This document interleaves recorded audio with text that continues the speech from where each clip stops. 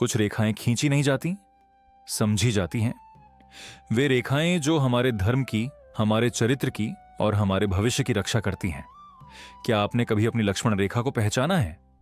कल्पना कीजिए, पंचवटी का शांत सुरम्य वन। पर्णकुटी के बाहर माता सीता अकेली हैं। भगवान राम स्वर्ण मृग के पीछे गए हैं और लक्ष्मण अपने भाई की चिंता में उनकी सहायता के लिए निकल पड़े हैं। जाने से पहले उन्होंने अपने बाण से धरती पर एक रेखा खींची। एक साधारण सी रेखा, पर वो साधारण नहीं थी। वह केवल मिट्टी पर एक निशान नहीं था, वह मर्यादा की, सुरक्षा की और विवेक की एक चेतावनी थी। एक ऐसी सीमा जिसका उल्लंघन करने का परिणाम हम सब जानते हैं। हमारे शास्त्र कहते हैं, सीमा धर्मस्य रक्षणम, अर्थात सीमा ही धर्म की रक्षा करती है। लक्ष्मण द्वारा खींची गई रेखा केवल भौतिक सुरक्षा के लिए नहीं थी, वह एक आध्यात्मिक और मनोवैज्ञानिक सीमा थी।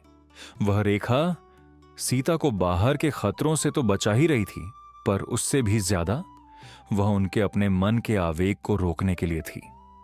जब रावण साधु वेश में आया तो उसका छल भौतिक रेखा को पार नहीं कर सका, पर उसने सीता के मन की करुणा को उकसाया, उनकी दया की सीमा को चुनौती दी।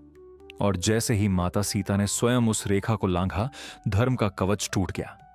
इसे आज के जीवन में देखिए। हमारा स्मार्टफोन एक पर्णकुटी जैसा है। इसमें ज्ञान का संसार है, पर प्रलोभन के रावण भी छिपे हैं। सोशल मीडिया पर स्क्रॉल करते समय समय की सीमा, अपनी ऊर्जा की सीमा और अपनी मानसिक शांति की सीमा, यही हमारी लक्ष्मण रेखा है। जब हम आधी रात को भी फोन नहीं छोड़ पाते, तो हम अनजाने में अपनी शांति की रेखा को लांघ रहे होते हैं। एक गुरु ने अपने शिष्य से कहा, तुम इस आश्रम के किसी भी पेड़ से फल तोड़ सकते हो, सिवाय उस एक पेड़ के जो नदी के किनारे है। शिष्य ने कई दिन नियम का पालन किया, पर एक दिन जिज्ञासा ने उसे उस पेड़ की ओर खींच लिया। उसने सोचा, बस एक फल चखने में क्या हर्ज है। जैसे ही उसने फल तोड़ा, उसे आश्रम से निकाल दिया गया।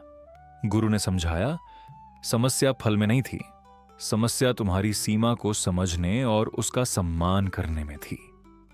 जिसने छोटी सीमाओं का सम्मान नहीं किया, वह जीवन में बड़े धर्म का पालन कैसे करेगा?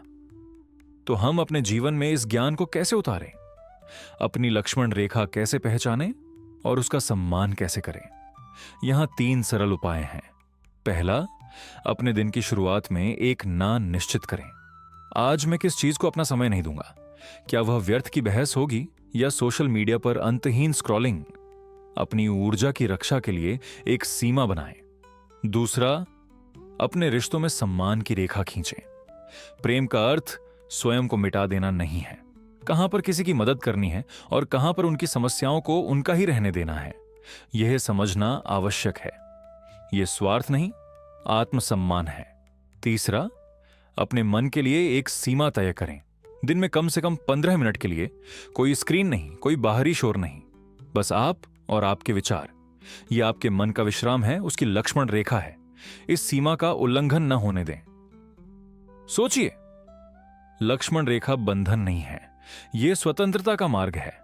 यह हमें बाहरी दुनिया के कोलाहल और आंतरिक आवेगों के बंधन से मुक्त करती है।